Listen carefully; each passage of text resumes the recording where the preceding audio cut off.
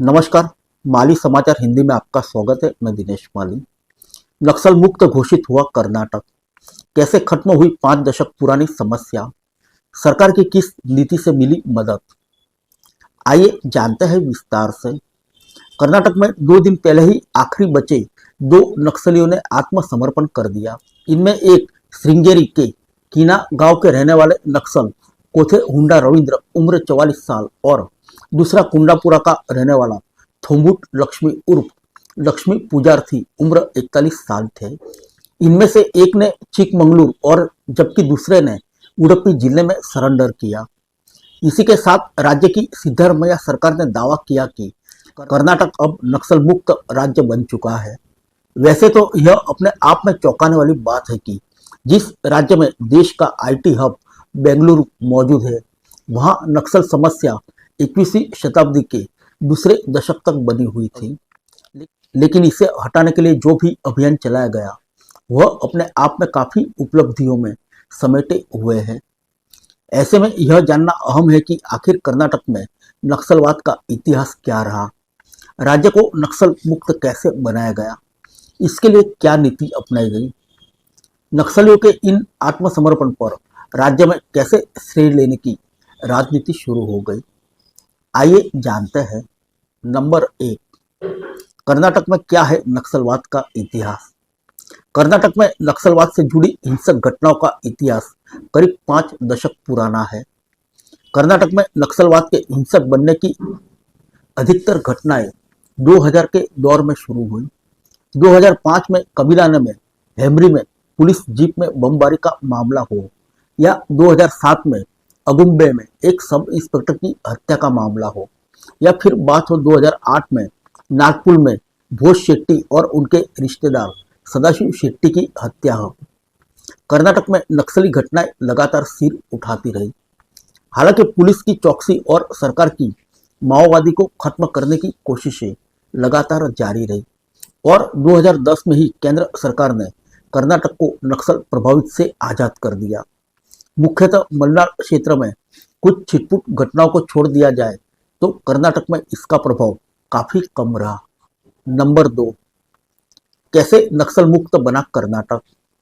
2016 में भागे नक्सली वहां के माओवादी संगठन का साथ नहीं मिला। कर्नाटक में अलग अलग सरकार के नेतृत्व में नक्सल को जड़ से उखाड़ने की कोशिश जारी रही। इन कोशिशों के चलते 2016 में 9 नक्सलियों ने सरेंडर कर दिया। इससे ठीक बाद 19 नक्सलियों का एक समूह पड़ोसी राज्य केरल में चला गया। पुलिस ने इनकी खोज की कोशिश जारी रखी।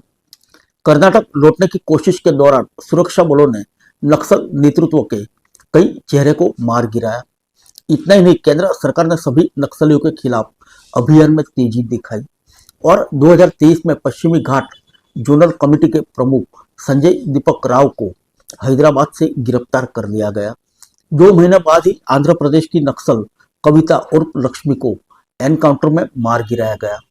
इसके बाद एक नाकामी की वजह से कर्नाटक के नक्सल संगठन को केरल के माओवादी संगठन से मदद मिलनी बंद हो गई। इस फूट का कर्नाटक के नक्सल रोधी दस्तों को फायदा मिला।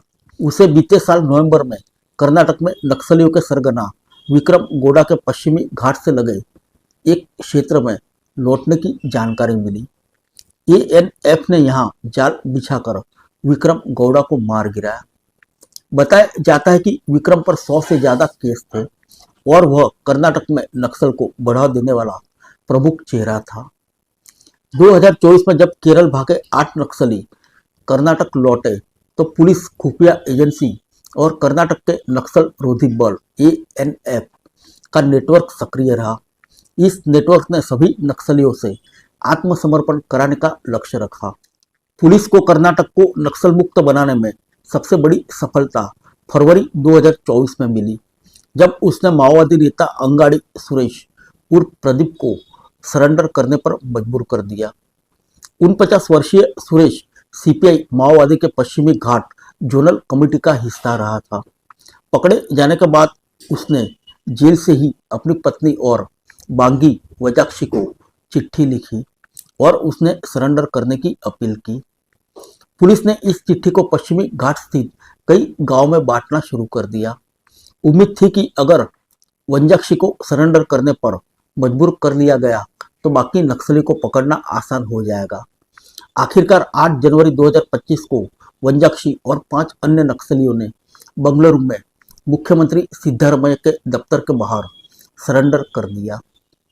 नक्सलियों के इस बड़े आत्मसमर्पण के बाद कर्नाटक सरकार को सिर्फ कोते हुंडा रविंद्र की तलाश थी, जिसे कर्नाटक का आखिरी बचा नक्सल करार दिया गया।